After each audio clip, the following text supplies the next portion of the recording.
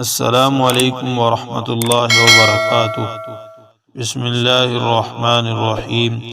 شروع اللہ کے بابرکت نام سے جو بڑا مہربان نہایت رحم کرنے والا ہے۔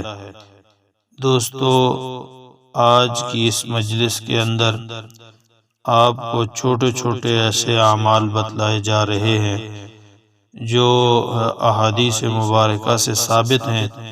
عمل چھوٹا ہے لیکن اجر و ثواب ان کا بہت زیادہ ہے۔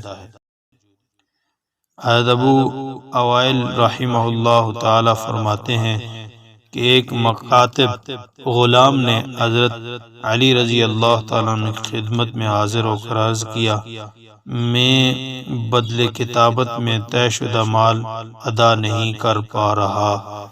یعنی اس وقت ایک عقد کتابت ہوا کرتا تھا، غلام سے یہ کہا جاتا تھا کہ اتنی رقم دو تو تمہیں آزاد کر دیتا ہوں۔ تو غلام آیا، اس نے کہا کہ میں تو بدلے کتابت میں جو مال طے ہوا ہے وہ ادا کرنے پر قادر نہیں ہوں، آپ اس بارے میں میری مدد فرمائیں۔ حضرت علی رضی اللہ تعالیٰ نے فرمایا، کیا میں تمہیں وہ کلمات نہ سکھا دوں جو مجھے رسول اللہ صلی اللہ علیہ وسلم نے سکھائے تھے؟ اگر تم پر یمن کے سیر پہاڑ کے برابر بھی قرض ہو تو بھی اللہ تعالیٰ اس قرض کو ادا کرا دیں گے۔ تم یہ دعا پڑھا کرو، اللہم اکفنی بحلالک عن حرامک واغننی بفضلک عمن سواک۔ ترجمہ، یا اللہ مجھے اپنا حلال رزق دے کر حرام سے بچا لیجئے اور مجھے اپنے فضل و کرم سے اپنے غیر سے بے نیاز کر دیجئے۔ یہ حدیث ترمذی شریف میں موجود ہے۔